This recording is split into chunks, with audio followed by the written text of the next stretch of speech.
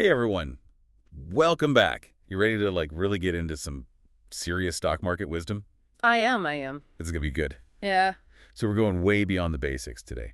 Okay. Uh-huh. We're talking about how to make those smart moves in the market.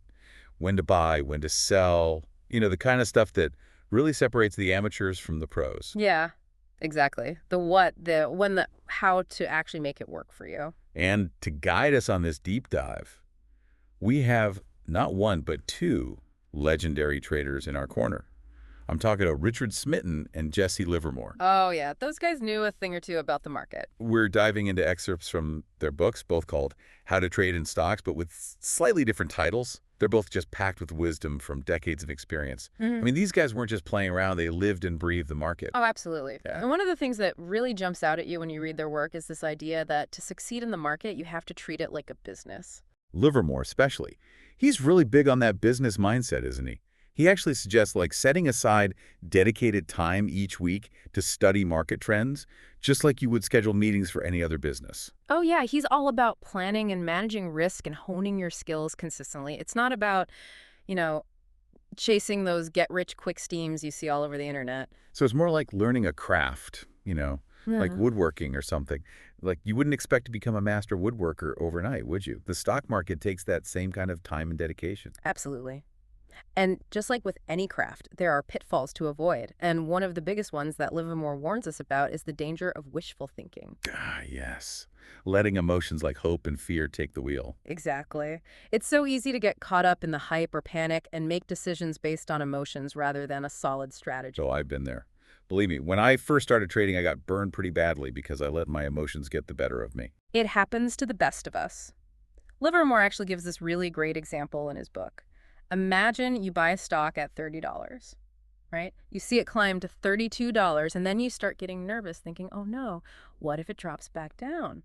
So you sell. Oh, I can totally see myself doing that. It's that fear of missing out, or worse, losing what little profit you've made. Right. And that fear, that emotional roller coaster, can actually make you miss out on those bigger long term gains that you could have had if you had just stayed the course. So how do you avoid that trap? How do you stay disciplined when the market is throwing you all these ups and downs? Well, Livermore was all about recognizing the difference between what he called normal and abnormal market movements. Okay, so this is where he talks about a stock acting right, meaning it's following its natural patterns of advances and reactions. How would you explain that to someone who's just starting out? Okay, so think of it like driving on a highway, Yeah, right? You're cruising along, everything's going smoothly, and then suddenly there's like a sharp turn or a sudden stop. I see. So that's like the abnormal signal, something unexpected that could indicate a change in direction. Exactly. It's not just about seeing a stock go up or down, it's about paying attention to those unexpected shifts that might signal a bigger trend change. Makes sense. Yeah. So we're not just watching the price, we're watching how the price is moving relative to its normal patterns. Right. Now, Livermore was really a master of timing. He believed that combining timing with price was the true key to success in the market. He even tells a story about this speculator in California who made all his trades from his remote cabin, only venturing into town a few times a year to check on his investments. And the guy was incredibly successful. It's amazing, right? And what's so fascinating about that story is that this slow and steady approach, focusing on major market swings rather than trying to time every little blip, can actually be much more profitable. Definitely less stressful, I bet. Oh, absolutely. It's all about working smarter, not harder. Yeah. You could potentially make significant gains without being glued to the ticker all day long. Okay, so that's the timing part. What about the price? How does that factor into Livermore's method? Well, one of his key strategies was to focus on what he called the leaders. Oh yeah, his famous follow the leader strategy. Tell me more about that. So it's basically about concentrating on the top performing stocks in the leading market sectors, right? He noticed that those leading sectors would shift over time, from railroads to steels to motors. Think of it like identifying the industries that are driving the economy forward at any given time. Okay, so instead of spreading yourself too thin across a bunch of different stocks, you're focusing on the strongest companies in the most promising sectors. It's almost like finding the stars in a constellation, right? Yeah, that's a great way to visualize it. But let's say you've identified your leaders, you've got the timing down, but a trade starts going against you. What then? That's a great question, and it's one that a lot of traders struggle with. Livermore actually takes a pretty strong stance on a tactic called averaging down. Yeah, he's not a fan. He paints this kind of dramatic picture of someone buying more and more of a losing stock as the price keeps dropping, hoping to somehow lower their average purchase price. It's like doubling down on a bad bet, hoping to magically turn it around. Exactly. It can be a very risky strategy, and Livermore generally advised against it. But I wonder if there are ever situations where averaging down could actually make sense. That's an interesting thought. Maybe if you've done your due diligence and you truly believe in a company's long-term potential. Right. It might not just be about saving a bad decision, but making a calculated move based on deeper knowledge. Okay, but even then you'd have to be extremely cautious and have a solid risk management plan in place. Absolutely. Speaking of risk management, let's talk about one of Livermore's golden rules. Always take profits off the table after a winning trade. Oh yeah, this is where his safe deposit box rule comes in. He tells this amazing story about a telegraph operator in Palm Beach who was completely stunned when a customer instructed him to wire a massive sum of money, like millions of dollars, from their brokerage account to the bank. The operator had never seen anything like it in his entire career. It just highlighted how important disciplined money management is. It's not just about making those profits, it's about keeping them. It's like securing those gains, almost putting them in a safe place where you're not tempted to risk it all again. Exactly. And that actually leads us to another fascinating aspect of Livermore's approach. His method for combining the time element and price, which he lays out step by step in his book. It's like he's giving us a roadmap for identifying those pivotal moments for entering and exiting trades. Okay, so we've covered the mindset of a successful speculator, the importance of timing, and some key strategies. But how does Livermore actually put it all together? I'm ready to dig deeper into his method. We're going to do just that. But first, remember that Livermore was adamant about traders keeping their own detailed records of stock movements. You can't just rely on someone else's charts or analysis. So it's about developing your own insights by closely observing the market's movements and patterns. Exactly. It's like learning to read the language of the market. Yeah. And that, my friend, is a skill that can lead to some pretty amazing returns. But that's a conversation for our next part. Sounds good. I can't wait. Get ready, everyone, because we're about to unlock some serious market wisdom. Okay, so we're back and ready to dive even deeper into Livermore's world. Are you ready to, really crack open his method for combining time and price? I am. And it's fascinating stuff. He really gives us the keys to his trading kingdom. But there's a catch. Well, it's not really a catch. It's more like a challenge. He's very clear that you have to build your own kingdom, so to speak. Yeah, remember how we talked about him keeping those meticulous records? Exactly. It's not just about jotting down numbers. It's about developing your own understanding of market patterns. Okay, so he's big on patterns, that's for sure.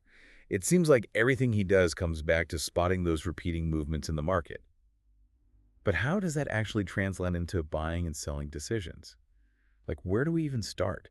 Well, Livermore focuses on what he calls pivotal points. Pivotal points. Yeah, these are specific price levels where a stock has historically shown a tendency to change direction. So it's kind of like those turning points in a movie, where everything shifts. That's a great analogy. But how do you actually spot these pivotal points? Are we talking about looking at charts and graphs? I would assume so. Exactly. You're looking at a stock chart and you see a price level where the stock has bounced up or down in the past. Maybe it tried to break through that price but couldn't. Those are your pivotal points. So it's like the stock is hitting a wall or maybe finding a launch pad at these specific prices. Right. And by marking those points on your charts, you start to get a sense of how the stock might behave in the future. Okay, so we're starting to see the patterns emerge.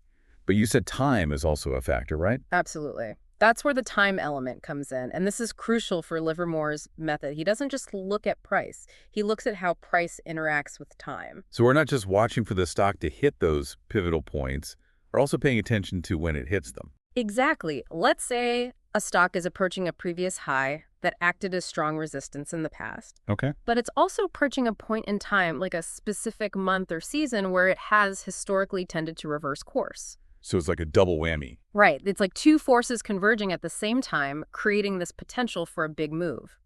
But even then, Livermore doesn't just jump in. He waits for confirmation. Exactly. Well, He wants to see a decisive move through that pivotal point with a surge in volume and momentum. so it's not just a little blip on the radar. It's about the market making a clear statement. That's a great way to put it. He wants to see conviction. He wants to make sure the market is truly committed to this new direction before he puts his money on the line. That's playing it smart. But there has to be more to his system, right? Right. I mean, identifying those pivotal points and waiting for confirmation is just the beginning. Oh, of course, Livermore had a whole set of rules for managing his trades based on his observations of how the market actually behaves. And one of his key principles was knowing when to exit a trade, whether you're winning or losing. He talks about never overstaying your welcome, which sounds more like advice for a house guest than a stock trader. Right. But in the context of the market, it means recognizing when a move is losing steam and getting out before things reverse on you. It's about discipline and avoiding that trap of greed or hoping for even bigger gains when the market is telling you it's time to move on. So you could be up big on a trade, but if you see those signs that the momentum is fading, you get out, even if you think it might go higher. Exactly. Livermore understood that you can't control the market. You can only control your own actions. And sometimes the smartest move is to walk away with your profits even if you think you could have made more. That takes a lot of discipline, Yeah. especially when you're caught up in the excitement of a winning trade. It does. But that discipline is at the core of Livermore's entire approach.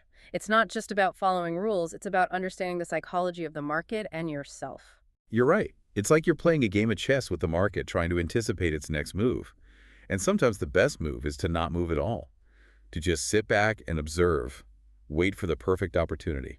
That's a brilliant analogy. But we've only just scratched the surface of Livermore's insights. He had a lot to say about the importance of money management, risk control, and developing that unshakable trading mindset. Well, I'm ready to dive into those topics Mhm. because learning how to manage risk and protect your capital is just as important as knowing when to enter a trade. Absolutely. And that's what we'll explore in our next part. We'll uncover the secrets to riding those winning streaks and ultimately coming out ahead in this game of the market. Okay, so we've uncovered a lot of ground here. Yeah. Livermore's method for combining time and price, those pivotal points, and how to spot those key market signals.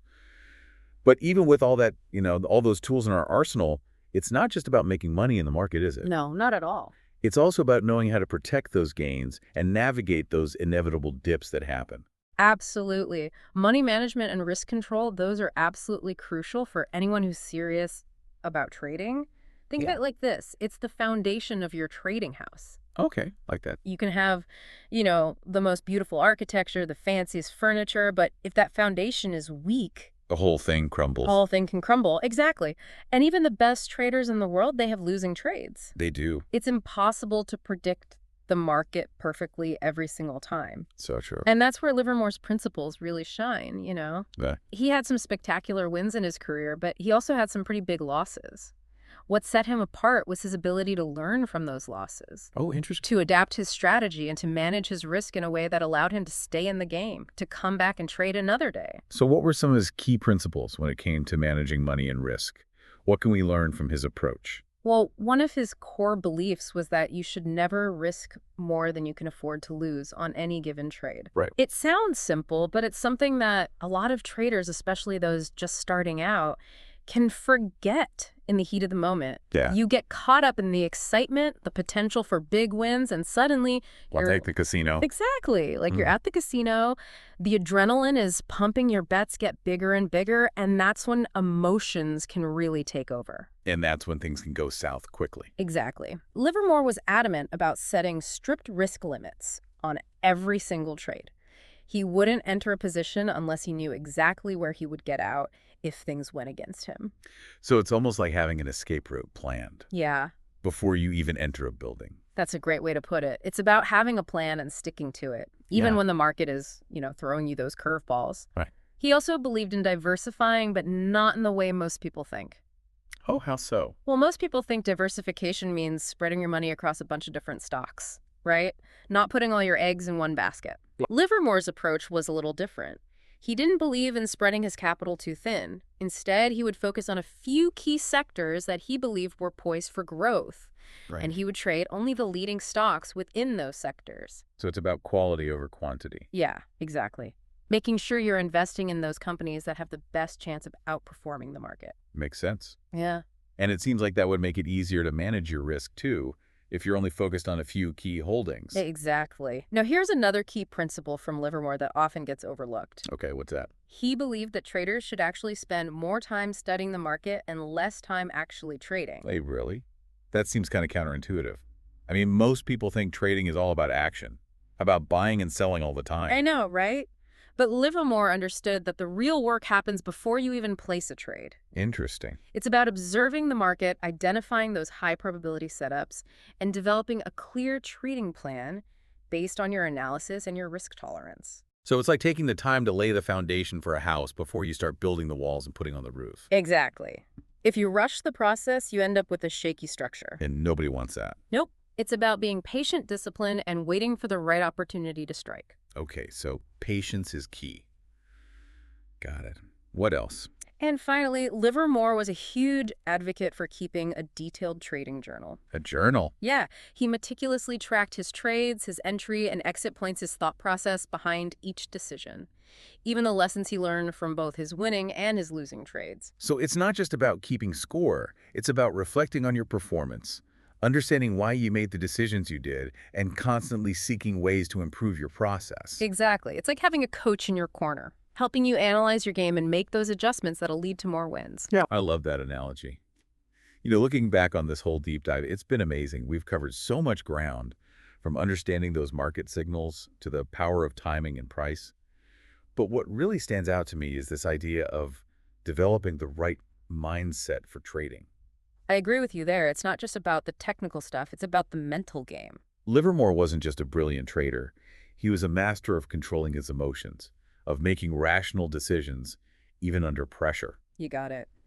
That's a skill that can be applied to any area of life, really. It's about staying focused, disciplined, and not letting fear or greed cloud your judgment. So well said. And, as we wrap up this deep dive, I want to leave our listeners with this one final thought from Livermore that I think is so relevant today, especially with all the information overload we're all dealing with. What's that? He believed that traders should always strive to develop their own unique trading methods Oh, yeah. based on their individual strengths and their own personal risk tolerance. It's not a one-size-fits-all approach. Exactly. It's not about blindly following someone else's system. It's about finding what works best for you, your personality, your goals, your level of comfort with risk. Because at the end of the day, the most successful traders are the ones who are able to think independently and adapt to the ever-changing dynamics of the market. It's about becoming a student of the market, developing your own insights, and ultimately crafting your own path to success. So keep learning, keep exploring, and keep diving deep into this fascinating world of the market. Well said. And remember, in the words of the great Jesse Livermore, the game is never over. So keep playing smart, and as always, happy trading.